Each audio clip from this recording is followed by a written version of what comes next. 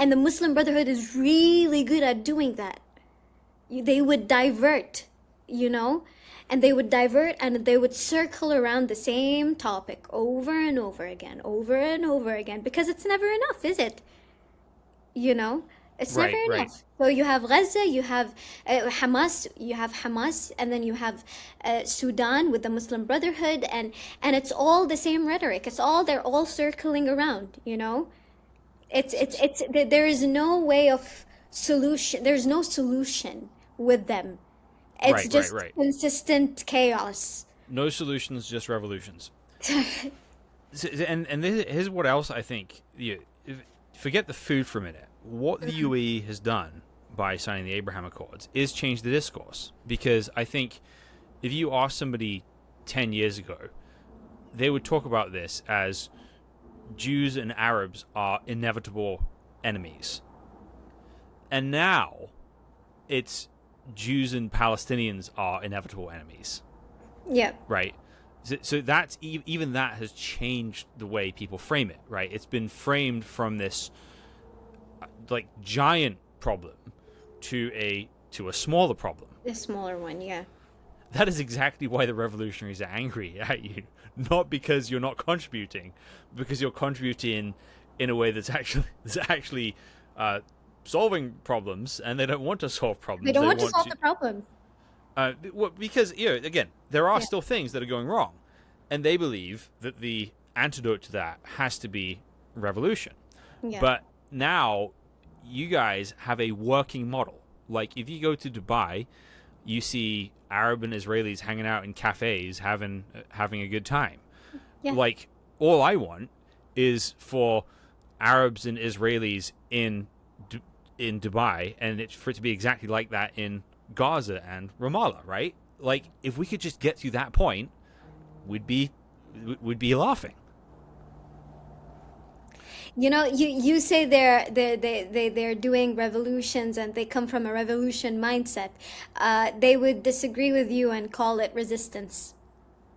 Right. You know, they would call it resistance, and they would actually be so mad that they're saying it's because they'll come up with the argument and they say, no, this is not a revolution.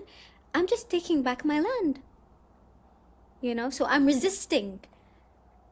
You know, Yeah. I'm resisting. I'm fighting back I'm taking back my land. I'm just taking what's mine. You know, so it's not a revolution. I'm not creating something new. I'm not fighting for whatever this is. They also try to minimize it, but also make it big, you know? Like they try to say, like, you know what? That is my land. I want to take it. Okay. So I will just keep yapping and make the entire world, you know, yap. Okay. And then that's it, you know, but there is no actual revolution happening, you know. I mean, it's they will say like I'm resisting. I'm not like causing a new thing to happen, right? But to everyone, it's like, well, they're causing some kind of revolution. Well, they're causing some kind of something, you know. Yeah. So the thing is, and here's the thing with the pro-Palestinian movement, there are all sorts of people in there who want different things. Yeah. And the problem is, people fall into groupthink, and people always become much more rational when you speak with them one-on-one than when you engage with a group. So Hamas are revolutionaries. They're Muslim Brotherhood types. They'd like to see, they don't want Palestine. They want sort of a The caliphate, world. ultimately, right? They want the world. They want the world. Then you have certain revolutionaries in the US. So I went to the pro-Palestinian encampment at the University of Washington near me, and you go to the information desk, and you talk to the guy at the desk and ask him what he wants, and he wants step 1, a ceasefire. Step 2, the disillusionment of the state of Israel. Step 3, the disillusionment of the United States and all land to be given back to the indigenous people. right? It's just there are these unrealistic goals, and I would encourage anybody who's Palestinian, like, yeah, there are, the Palestinians have legitimate grievances, like legitimately awful things have happened to the Palestinians, but having these, you know, unassailable objectives is not helping you. Yeah. Now, so if you, and this is what the Gulf states are doing well, including the Palestinian Authority now, they're going for limited objectives. They want a Palestinian state along like 1967 borders. Yeah. Suddenly, that's a realistic thing to be asking for. That's the kind of thing that could actually be negotiated towards. And so rallying around much more boring things like that are the things that could actually get Palestinians living on Palestinian land. But this worldwide revolution is not working. And it never will. Because as I said, it's just a cycle. It's a cycle. They keep circling around. In contrast to that, though, we've just seen like a big regime change in Syria. What are your thoughts on that in contrast to the whole revolution movements? Yeah, well, Shara actually, you know, he managed to rebrand himself from an ex-terrorist to a leader. So it's relatively new. It's unfolding. As His Highness Sheikh Abdullah bin Zayed Al Nahyan said about Syria, we verify, then we trust. So that statement alone tells you that we're in the very early stages with them. And unfortunately, just recently, I believe about 2 days ago, ISIS, you know, reminded us why we should be very cautious when you're dealing with these new upcoming regimes or with these new upcoming leaders. They bombed Mar Ilyas Church. It was right outside Damascus on June 22nd, 2025. And I believe it killed over 20 people and injured many, including children's. It's very sad, and my heart goes out to all the victims and to everyone that has been affected by this. I do want to note that the Shara actually did condemn the attack and is holding people accountable for this, and he's stating that this is an attack on all Syrians.